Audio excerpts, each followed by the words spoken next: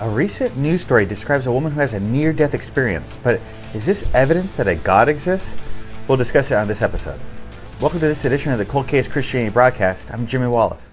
And I'm Jay Warner Wallace. And we're going to step out into some territory that you and I will both admit up front that we are not experts in this area. And part of the reason why we've never really dug into this all that deeply is because the first reports that I've read in a number of different places have really kind of, for me at least, given me enough skepticism that I just don't see the value. Maybe I'm misinterpreting the value of near-death experiences. And then certainly you and I have friends who have done really good work and really do think that near-death experiences are an evidence of not just God's existence, but of the truth of Christianity. And we get asked these kinds of questions a lot. Like, why don't you guys ever talk about near-death experiences as an evidence for? If I was going to make a case, I mean, if you made a case for God right now or for Christianity, would you even include NDE as part of the cumulative case?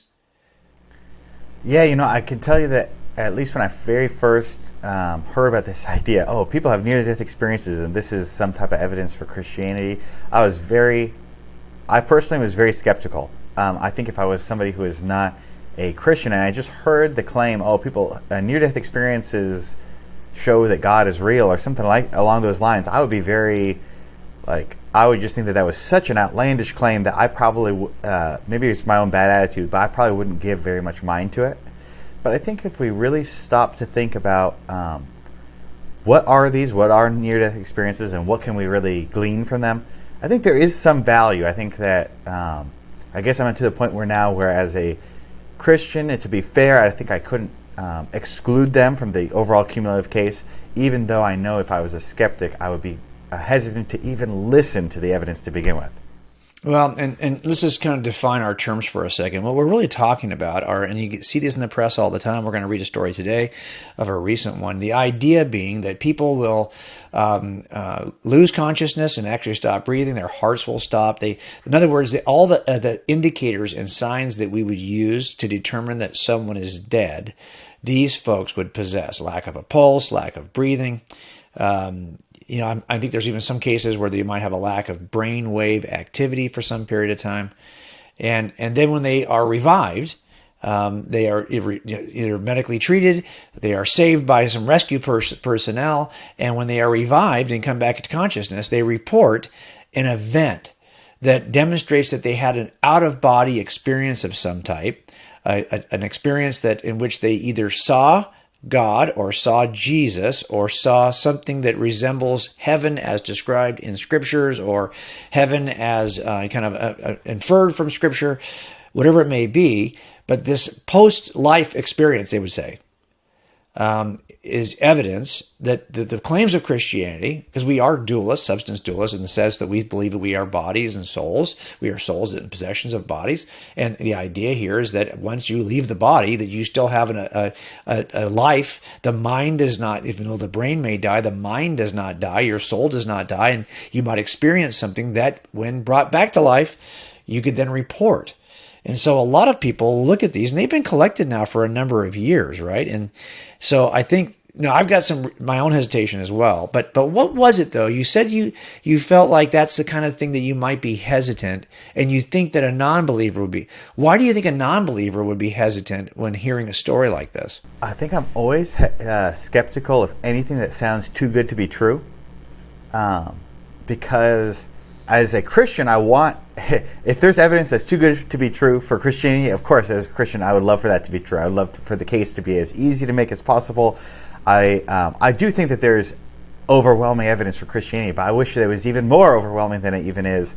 But also, as a skeptic, or even as a Christian, if I hear evidence for some other worldview, and it seems to be so extremely strong for that other worldview, I am immediately hesitant to accept it, because I think that seems too good to be true. As a skeptic, I would be thinking, Christians are just loading the deck. They think that people are routinely having encounters with Jesus, and that's just too good to be true. And so I think that maybe it's just an attitude issue, but I would just be hesitant to too quickly. It's not that I would never accept that type of evidence, but I'm hesitant to too quickly accept things that just seem to overwhelmingly favor one side or the other. Well, I wonder if some of this skepticism doesn't come from Hollywood, or so many of these stories now, heaven is real. All these stories have been turned into movies of one nature or another, and of course, when you create a movie, not everything is. It's not a nonfiction documentary. This is a fictional account of a real experience that someone's had, and they are often embellished, not because they're trying to fool us about the experience itself, just because you're making a movie, and because these things end up in fictional movies. I wonder if people just think, yeah, it's the same amount of. How do I know where to draw lines between what's real and what's not real? I also have seen a couple of these that have gone to movies and then just had somebody down the road debunk some aspect of the movie or some aspect of the experience, and then you're left with even further skepticism about what. I don't think, for example, most people, when they talk about near-death experiences, they aren't thinking about the entire range of documented NDEs and compare, all the data that's gathered from those. They're probably thinking in their minds about one or two stories that they either read in a fictional book, or not a fictional book, but a Christian book, or they saw in a movie. And so because it comes out of that world, I wonder if outsiders watching this say, yeah, that's all fiction. That's Hollywood. You don't believe the Avengers movies, do you? Why would you believe this thing, Yeah, and I think for me, I would feel like, hey, there's a number of smart people to any worldview. There's smart people who are Christians, smart people who are atheists, smart people who are Muslims. But any group has smart people. So therefore, that if a single piece of evidence seems to overwhelmingly be just so clear cut, it makes me skeptical of, is that evidence really there? Does it really say what it wants to say? Because then wouldn't any rational person immediately accept that evidence and then accept the worldview that it points to? I know that the way we come to our beliefs doesn't necessarily work exactly like that, but that's why I'm sometimes skeptical of really overwhelming evidence for any one particular view, because I think, why is it that not everybody accepts that? If it's so strong, so clear, why is it not everybody accepts that? So it makes me doubt it just off the bat before I've even heard it. So let's just go ahead and take a look at this example that's been most recently reported. And I'm reading it from CBN News. Woman dies, meets Jesus face to face in heaven, gets brought back to life, and writes, "It's real." She writes, "It's real." So basically, it's about a report that occurred in 2018. A woman who suffered a heart attack or a failure, and they end up calling it's at home when it occurs. They end up calling the fire department. Rescue people come. Just happened to have somebody like a neighbor who knew how to do CPR happened to be there. So they immediately try to give her CPR. They cannot bring her back while she's at the house. They end up transporting her to the hospital. And so the story is reported in CBN.com. And here's what it says about what happened at the hospital. The doctor explained, "We defibrillated her once, one more time in the ER, and then finally she came back. But there was probably 27 to 28 minutes with limited or no oxygen," the report says.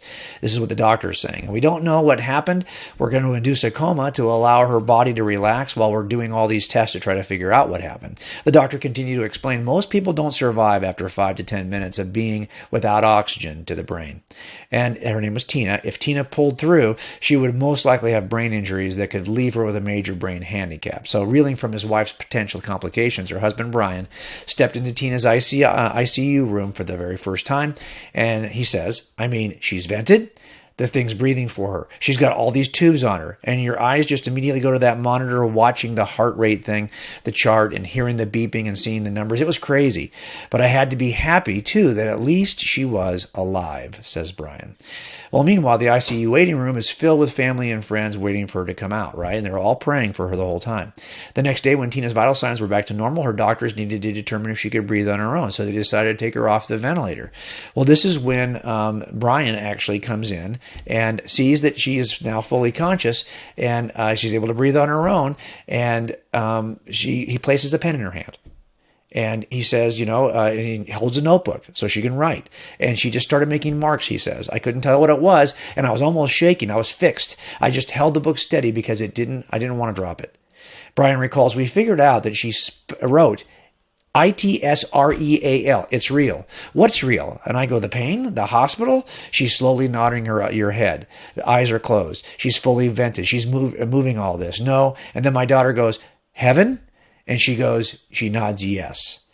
So as soon as someone said Jesus, then a peace came across her. And I looked at Dave and said, she's going to be just fine. Long story short, when Tina's later interviewed about it, she says, I just wanted to share that I saw Jesus' face. I saw him face to face. And the unbelievable rest and peacefulness of what I was experiencing was Jesus standing there with his arms open wide. And right behind Jesus standing there was this incredible glow. It was the most vibrant and beautiful yellow. Okay. Now, that's not unusual, Jimmy. You see this often on the part of people reporting NDEs, reporting near-death experiences, that they will have an experience that they interpret as, the glow, the light at the end of the tunnel, a heavenly kind of projection of some sort. In this case, she sees Jesus face to face with his arms open wide. Now, if that was true, we'd have to explain it some way. And they always make it's NDE experiences. These near-death experiences are almost always described in a way that makes clear that the person is dead, not breathing, no heart, and she's here 25, 27 minutes without oxygen before she comes back. Now, they did some CPR on her to try, but, literally 25 to 27 minutes of unconsciousness. So the question then, I think that it really is trying to describe the fact that, no, she's not still alive and thinking while she's alive. The argument on all NDEs is that they are legally, clinically dead by definition. And I think that's part of where my concern is. How do we know where brain activity really stops? How do we know that there isn't a period of time after a report of brain activity, given the mechanisms we have to record brain activity? How do we know that there is no longer the chance of brain activity, right? Because that's what I'm wondering. So, and I think that's part of where I have some problems. I don't know if we know enough about the activity of the brain and how we're recording it to really know that somebody is, there's one say there's dead in the grave a week, and there is the report of no life signs kind of dead, and those are two different things. And I just don't know which of these folks are. Yeah, it's definitely enough to understand why somebody might be skeptical. Hey, there is, even if we understood even if we could clearly delineate where life and death, where the line is, what do we know about psychology and psychological experiences to let us know whether or not this is something that is outside her that's causing her to experience this, or her own thoughts or desires to have this, or and we only have her word to take for this? We have to just take it on her testimony alone that this even happened to her. So I think that you can understand why somebody, especially somebody who's starting out with a belief against Christianity, where they're not Christian, they're part of another religion, or they're atheist, why they would have ample reasons to hear this story and go, yeah, I don't know about that, and kind of just hand wave it away. Yeah, and to be fair now, there are, like you just raised an issue that has been a problem for us when we're trying to talk to witnesses or trying to talk to suspects or victims, this idea that I don't have any way to corroborate the claims of her observations. But there are a number of these NDEs where somebody will have this experience post-death, by definition, or however you want to put it, and they will leave their bodies, and they'll have a view of the room, for example, that is hovering over their lifeless body, in which they see some detail or aspect of the room or the position of some object in the room that is previously unknown, and report that when they come back to consciousness. And sure enough, they find this object on top of the counter or wherever on top of the cabinet that really could not be seen unless they actually. Now, of course, the question is, now look, is it just me? Is it just the old atheist in Jim Wallace that says, I don't know, do I even trust these? Because I got to tell you, my first default is, well, I don't even know how to trust that report. Like, I don't even know how long is it assembled. I'd have to go out and actually interview those witnesses to see, is it my own just kind of old atheistic skepticism that is dragging my feet here?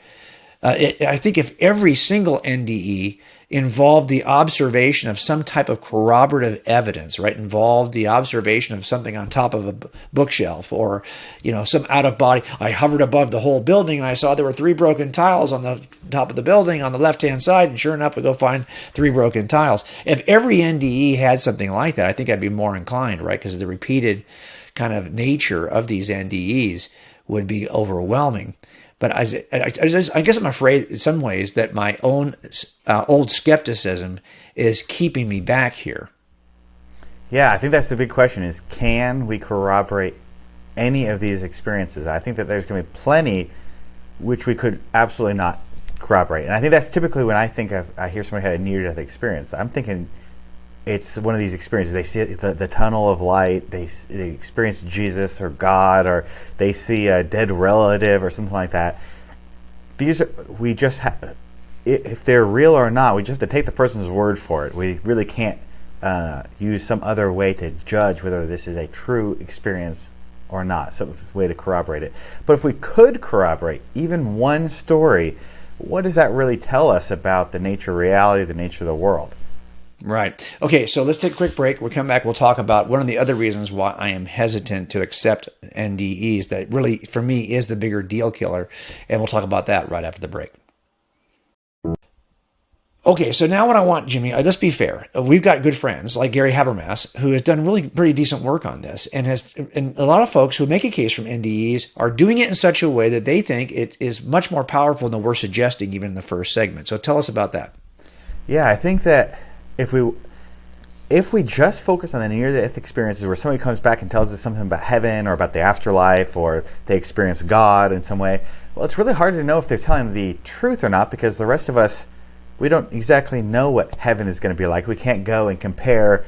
I guess you could compare it to Scripture, but even Scripture is not that clear about the afterlife and what our experience there will be like. So it's very difficult to test whether somebody's experience there is real or not. We just have to take their word for it. But some people will come back, will have these near-death experiences, but when they come back, they won't make a claim about something they experienced in the afterlife or that they experienced with God. What they will do is they'll make a claim about the real world. One example that comes to the top of my mind is somebody who had come back and they made a statement that they had seen somebody a couple, I think they were like a couple hospital rooms over, and they, even though they'd never met this person before, had some type of knowledge about the affliction the person was being treated for or something in their personal life. And they make this claim. They come back to life, or they are revived, whether they died or not. They are near death, they are revived, and now they're making a claim about the real world that you could test. Now you can go a few doors over and see, is that person really there? Are they really experiencing whatever affliction they're experiencing? And what people will say is that there are at least a number of examples that can be corroborated. In fact, some people will say that there are many, many examples of people coming back, making a claim about not the afterlife, but the physical world, the world around us, Earth, make some type of physical or material claim, and that when somebody goes to verify it, it turns out that the person was right, even though they should not have had any other way to have that information. So someone like Gary Habermas, for example, he's saying, I'm going to exclude all of these that are not reporting a feature of the real world, because you might interpret those as subjective experiences. Yeah, so real world meaning like the material, physical world. I think I said real world earlier. We're trying to determine, is the real world include non-material things? But yeah, definitely the material world. Yeah. Right, the material world. In other words, the world outside of our own internal experiences. In other words, some feature of, like, for example, the geography of where we are that is objectively grounded in the object of the geography rather than subjectively grounded in the experience or opinions of the NDE experiencer. So that's what you're saying. Hey, if we just eliminate, okay, fine. If you think you can't verify some of these things, let's just eliminate all of those who don't make claims about the geography around them or about something we can actually corroborate. And then you start looking at just the ones where you got some type of exterior corroboration. They think there's enough there. Now, my question, of course, is, and I don't know enough about this but my sense of it is, and after talking to people, is that they are not specifically the same, the experiences that people have. that I would expect, if I'm raised within a Christian culture, to have a Christian sense of the afterlife. If I'm raised within a Buddhist culture, to have a Buddhist sense of what the world is really like. To have a Muslim sense of what the world and the afterlife might be like. And it seems to me that if we're going to look at these NDEs, that we ought to be able to have precisely the same observations about the next life in each one of these. And what I'm seeing so far seems like they do vary a bit. And it does seem to be based on what, like, even if you're a well-read Christian from Scripture, you're going to have a much clearer view of what you think the afterlife is like than if you're just somebody who has gleaned your notions of the afterlife from movies. Even though you call yourself a Christian, you've just gleaned this from literature rather than from Scripture, or from movies rather than Scripture. You've got a different view. But let me just say the thing that really bothers me, not that it bothers me, but that I think causes my hesitancy, and that is that I have done a number of cases where I might have 10 pieces of evidence that are so unrefutable that if I offer these, the defense is going to have a really hard time trying to negotiate with those in front of a jury because they are just really solid. Now, I might have 15 pieces, but the other 5 could be interpreted one way or the other. Well, I'm going to leave those other 5 out of my case proper. I'm only going to use the 10 that he cannot reinterpret some other way. If he wants to bring the other 5 in, great. I'll just show you how they can be interpreted in view of the prosecution. But I'm not going to bring those in because they can be interpreted one of 2 ways. And so because they can, to me, they're not effective in front of a jury, right? Because I basically just pitched a ball in a way that the defense can swat at it. And I don't want the defense to be able to do that. There are alternative explanations for, I would say, I would just venture a guess that the number of uncorroborated personal experience NDEs outnumbers the number that can be corroborated by some observation of the world around them after death. I think that it might just matter who we think is going to be on the jury. And part of this is going to be knowing something about the person we're speaking to. I would actually think that, I think you're right. A lot of people would probably hear the idea of near-death experience and immediately write it off. They don't want to listen to it. And if that's the kind of person you're talking to, yeah, that's not going to be a useful tact. But there might be somebody out there who, because it's a little unusual, might pay you heed. And if you are talking to that kind of person, this might be useful. But I think it's also important to think about what we're saying the evidence points to. You know, when I first heard about the idea of near-death experiences, I thought this was going to be evidence that pointed to the Christian God. Somebody was close to death, they encountered Jesus, they come back, and now this is evidence that Jesus exists. But I think if we limit ourselves just to those near-death experiences where somebody has who is close to death, is somehow able to gain knowledge about the material world around them that they would not otherwise have had, then this would not point specifically to Christianity, to Jesus. They didn't experience Jesus. It could point to a number of religions. So it's not specific in that way, but it does suggest that there may be something beyond the material plane. Yes. That somehow their consciousness, because they're close to death, is able to experience or learn something about the greater world around them that if they were limited to their body, they would not have known. And so I think the key here is that the near-death experience, I don't know that we could use it to argue for Jesus, but I think we could argue it that this suggests there's something beyond the material world. I think that's the best we could do with them. No, I think that's an absolutely critical distinction, because I think that this does seem to me that if we can demonstrate that people who have no brain activity as measured physically in the brain still have mental activity that transcends this, then I think we do have a good piece of evidence for dualism, at the very, very least. The idea that you are more than just a material being, that there is something immaterial in your thoughts, that kind of what steps you closer to the notion of being a soulish, immaterial creature in possession of an immaterial mind that cannot be measured quantitatively through physical, biological experiences in your brain. Now, of course, the skeptic in me says, well, yeah, but do we know that we have really captured a lack of brain activity in the instrumentation that we have, or is there some level of brain activity that our instruments don't catch? So that we're just missing that part. But I think that, okay, that's fine. If that evidence emerges in the future that's more concrete, then we just cross that bridge when we get there. For now, this does appear to be a good evidence. If, regardless of what your thoughts are about the afterlife, you're having thoughts. And if we're doing this without brain activity, that does, to me at least, take a step in this direction. So it's part. And one last thing before we go. I just know that a lot of us don't think about the value of a cumulative case. Remember, it's death by 1,000 paper cuts. And what this means is that each paper cut is not the silver bullet. It's a paper cut. And it's the cumulative nature of all those paper cuts that makes the strong case. And I think that's the difference we need to help people understand. Yeah, it's a piece of evidence that's consistent with the Christian worldview. It's one more thing that supports the idea that we think about the world, but it's not necessarily going to tell you everything about Christianity. Good point. Okay, that's all we have time for today. Thanks for joining us in this edition of the Cold Case Christianity broadcast.